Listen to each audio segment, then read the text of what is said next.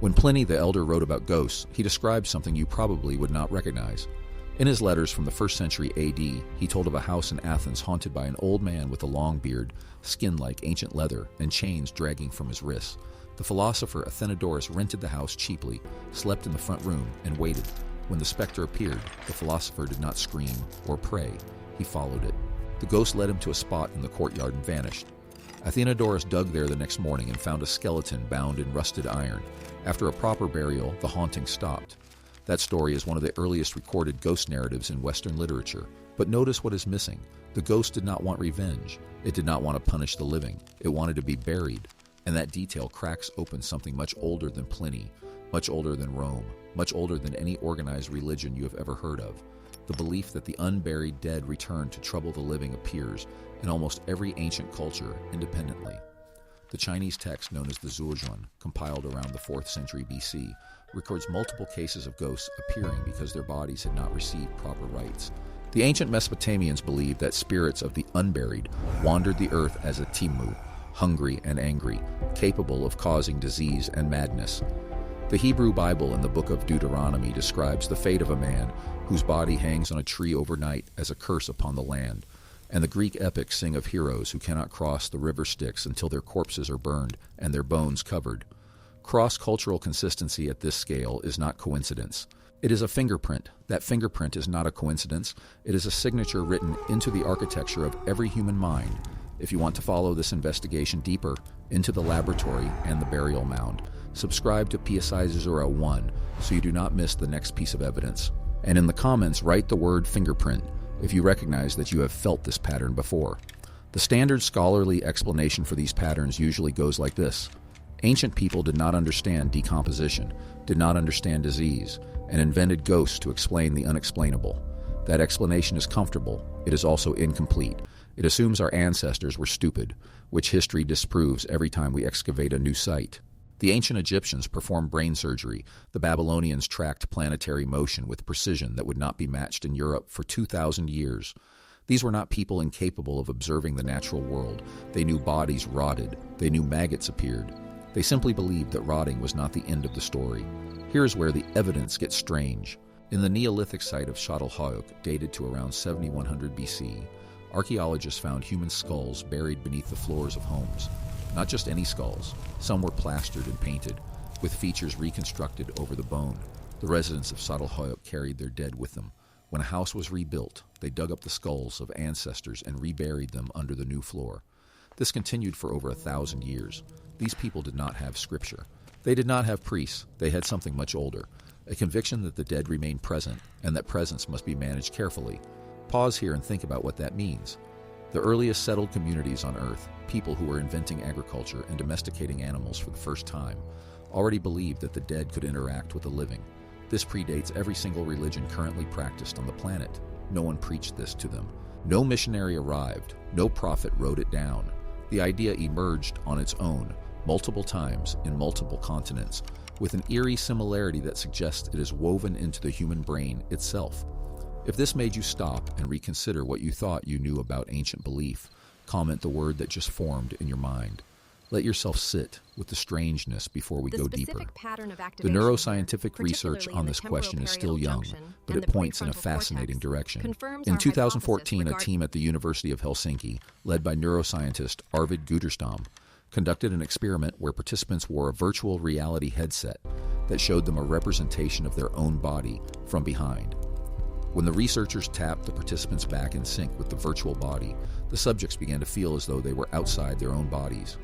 They reported the sensation of being behind themselves, watching their own body from a distance. Out-of-body experiences, long dismissed as spiritual hallucinations, turned out to be reproducible in a laboratory. The boundary between self and other is thinner than any philosopher imagined, and it can be manipulated in a lab.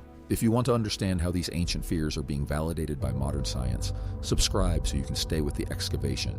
And in the comments, share your own experience. If you have ever felt that you were outside your own body, leave the word Helsinki. Now combine this with what we know about the brain's response to corpses. Neurologist Stephen Novella has documented that the human brain possesses dedicated neural circuitry for face detection. We see faces in clouds, in toast, in the grain of wood. This circuitry does not turn off when we look at a dead body. The brain continues to process the face, but the signals conflict. The face looks right. The lack of movement feels wrong. This mismatch triggers a cascade of anxiety responses in the amygdala and the insula, regions associated with threat detection and disgust. Your brain interprets the dead body as both a person and a danger, and it struggles to resolve the contradiction. There is a specific document from ancient Rome that captures this tension perfectly. In the 1st century BC, the poet Horace wrote of a witch named Canidia who gathered bones from unburied corpses to make love potions. The horror of the poem does not come from the supernatural. It comes from the violation of the boundary between the dead and the living. Horace's audience was not afraid of witches. They were afraid of what happens when the dead are not treated properly. The fear was not that the dead could rise. The fear was that the living could fail. By the year 1000 AD, this fear had become institutionalized across Europe. The church formalized the concept of purgatory, a waiting place where souls suffered until the living prayed them out. But the folk traditions beneath that doctrine were far older and far darker. In medieval Irish text, the Dullahan was a headless horseman who carried his own severed head under his arm. In Slavic folklore, the vampire was a corpse that returned because the community had failed to perform the proper burial rites. In Norse sagas, the Droger was a dead warrior who remained in his burial mound, protecting his treasure and crushing anyone who disturbed his rest. These creatures were not demons. They were ancestors who had been wronged, and the wrong was almost always the same. The living had not honored the dead properly. That pattern is not random. It is a cultural memory encoded in story, and it reveals something uncomfortable about what you and I carry in our own minds. You have never seen a ghost. You have never encountered a vampire, but you know without being taught that there is something wrong with leaving a body unburied. You feel it as a violation, even if you cannot explain why. That feeling is not cultural. It is not religious. It is older than both. It is the ghost of Pliny's philosopher, still walking the earth, still waiting for someone to dig. You feel it because your brain has been wired across hundreds of thousands of years to treat the dead as a problem to solve, not a person who has simply stopped moving. The discomfort you feel when you pass a cemetery at night, the unease when a funeral procession passes, the instinct to cover a dead animal on the road. These are not learned behaviors. They are evolutionary adaptations that kept your ancestors alive. The group that cared for its dead was the group that stayed cohesive. The group that abandoned its dead was the group that fell apart, and that cohesion required a story. The specific story varied by culture, but the structure was always the same. There's a boundary between the living and the dead. That boundary must be maintained with ritual. When the ritual fails, the dead return. Every single ghost story ever told is a variation on that single rule. The ghost of Hamlet's father, the hitchhiker who vanishes from the back seat, the woman in white who appears on lonely roads, the shadow figure standing at the foot of your bed. They all share one thing. They came back because something was left undone. Every ghost story from Pliny to the modern hitchhiker points to the same unfinished business. If you want to uncover what the ancients knew about the boundary between life and death, subscribe before the next revelation fades. And in the comments, leave the word buried, because the answer has always been underground. Now let that settle. If this is true, if the ghost story is a cultural technology for enforcing burial rituals, then the modern crisis of ghost belief makes a different kind of sense. Surveys conducted by the Pew Research Center in the early 2020s show that roughly 38% of Americans believe in ghosts. That number has risen slowly but consistently over the last 20 years, even as religious belief has declined. The supernatural is returning not because people are becoming more spiritual, but because the rituals that manage the fear have collapsed. You no longer have a village elder who knows how to bury the dead properly. You have a funeral director and a Wikipedia page. The technology that kept the boundary intact has broken. You are living in the gap. The ghosts you half believe in are not real, but the machinery that produces them is as ancient as the hills of Çatalhöyük. When you feel that prickle on the back of your neck in an empty room, when you swear you saw movement in the corner of your eye, when you hear a sound that has no source, you are not experiencing the supernatural. You are experiencing a neural circuit designed to detect the presence of the dead, activating in a world that has forgotten how to bury them properly. The ghost is not in the room.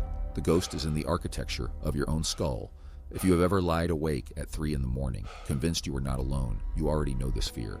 You already know it is not rational, and you already know it will not be reasoned away. That is the oldest inheritance in the world. It is the inheritance of every human who ever stood over a fresh grave and wondered. It is the inheritance of the philosopher who followed a ghost through a dark house in Athens, armed with nothing but curiosity and a willingness to dig. He did not exorcise the ghost. He gave it what it needed so he could sleep, and that is the only exorcism that has ever worked. Not holy water, not incantations, not belief, a proper burial, a body in the ground, a stone over the earth. A ritual performed by the living for the dead, so the boundary holds one more generation before it has to be rebuilt. The secret that the ancients knew, that the philosophers recorded, that the folk traditions preserved across every continent on Earth, is that ghosts are not real, but the fear of them is. And the fear is there to tell you something you already know. You are not done with the dead, and they are not done with you.